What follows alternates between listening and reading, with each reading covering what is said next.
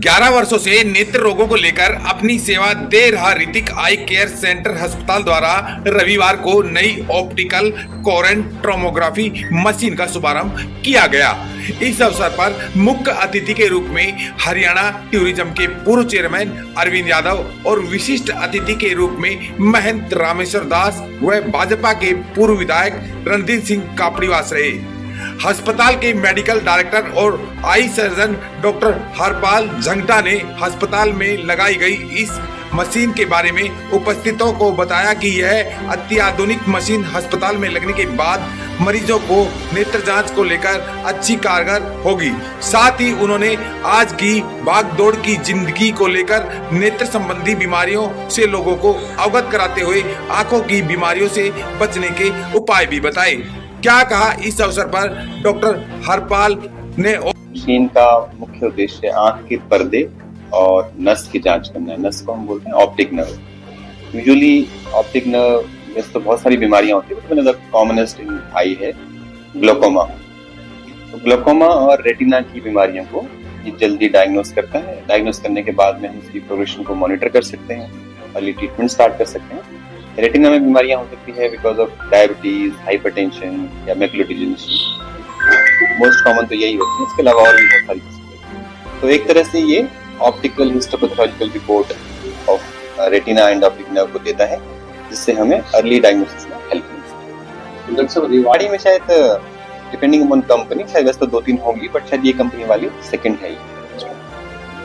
Basically काला मोतियाबिंद और पर्दे की बीमारियां जो होती है ना, उनको अर्ली डायग्नोसिस और ट्रीटमेंट में हेल्प मिलती है। तो हम उनको जल्दी पता लगा सकते हैं। जल्दी पता लगाने का फायदा ये है, इससे पहले कि विजन लॉस हो हम नजर बचा सकते हैं। कई बार कुछ बीमारियां ऐसी होती है जिनका पता लेट लगता है, तो लेट लगने से हम ट्रीटमेंट के बाद भी उसके विजन को रिकवर नहीं कर पाते। जल्दी पता लगेगा तो हम विजन को सेव कर पाएंगे। आप नेत्र रोग विशेषज्ञ हैं, राज्य में काफी समय से अपनी सेवा दे रहे हैं। हाँ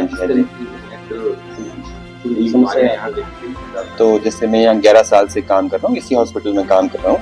इन जनरल पॉपुलेशन में सबसे कॉमन कारण ऑफ ब्लाइंडनेस होता है कैटरेक्ट। जैसे सर ने बताया कि 2 ही चीजें जानते थे, मोतियाबिंद जाला, क्योंकि वो सबसे कॉमन थी। लेकिन इसके अलावा जो और बीमारियां होती हैं, चश्मे का नंबर सेकंड नंबर पे आता है, ये सबसे ज्यादा कॉमन पाया जाता है। रेवाड़ी शहर में ड्राइनेस एलर्जी बहुत ज्यादा होता है, क्योंकि यहाँ का जो धूल मिट्टी ज्यादा है, बारिश कम होती है, ह्यूमिडिटी कम होती है, तो इसकी वजह से यहाँ एलर्जी और ड्राइनेस बहुत कॉमन है रेवाड़ी में। और इसके अलावा शुगर बीपी के पेशेंट होते हैं तो उनको पर्दे पे दिक्कत होती है। काला मोतियाबिंद के मरीज होते हैं, ये कंपैरेटिवली इतने ज्यादा नहीं होते हैं। सबसे कॉमनली तो सफेद मोतियाबिंद और चश्मे का नंबर और एलर्जी। बचाव के लिए इन जनरल आपको कुछ भी करने की जरूरत नहीं है। आपको ये समझना है कि भगवान ने हमको आंखों में सिस्टम दिया है तो वो अपने आप ठीक रखे। आपको ध्यान क्या रखना है कि अपना जैसे जनरल में तो धूल मिट्टी से बचाव रखें, अपनी आंखें ना धोएं, तो आप ड्राइनेस एलर्जी से बचे रहेंगे।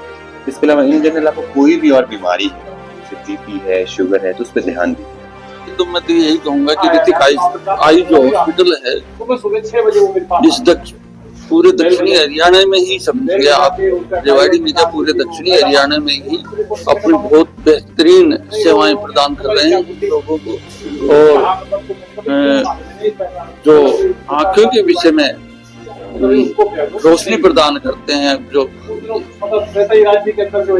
ऑपरेशन वगैरह जो होते हैं वो बड़े ही बढ़िया ढंग से डॉक्टर साहब का बड़ा अच्छा हाथ है, साफ है और बहुत अच्छी रोशनी प्रदान होती है।